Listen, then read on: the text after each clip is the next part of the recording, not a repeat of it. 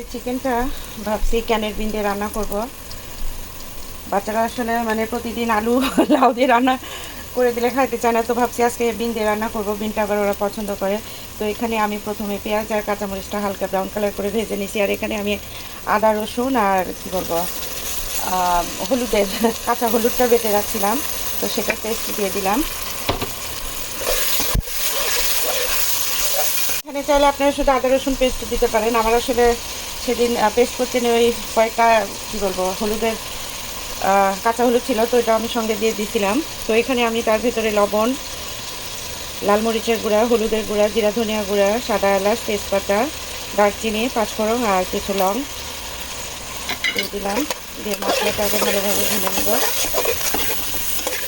মশলাটা ভুনে নেওয়া শেষ। এখানে আমি চিকেন একদম ধুয়ে পানি ঝরিয়ে রাখছিলাম, তো চিকেনটা দিয়েও এখন প্রায় 10 মিনিটের মতো কষাবো ঢাকনা দিয়ে।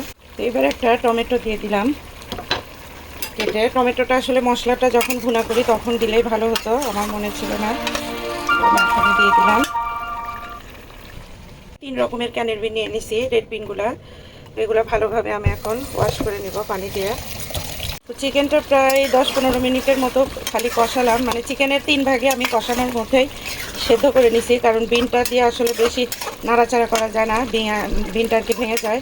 তো এই জন্য চিকেনটা আগে ভালোভাবে কষাই নিলাম, নিয়ে তারপরে এটার ভিতরে বিন দিব।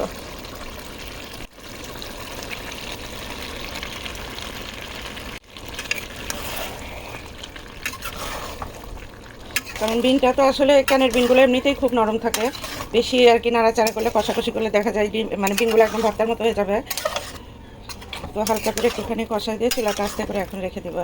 বিনের সঙ্গে চিকেনটা আমার কষানো শেষ। আমি এখানে একদম ফুটন্ত গরম পানি রাখছিলাম, তো গরম পানিটা দিয়ে দিলাম।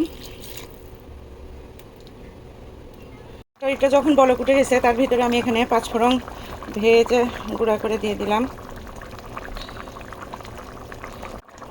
তো তরকারিটা নামানোর আগে আগে একটুখানি ধনিয়া পাতা কুচি করে দিয়ে দিলাম।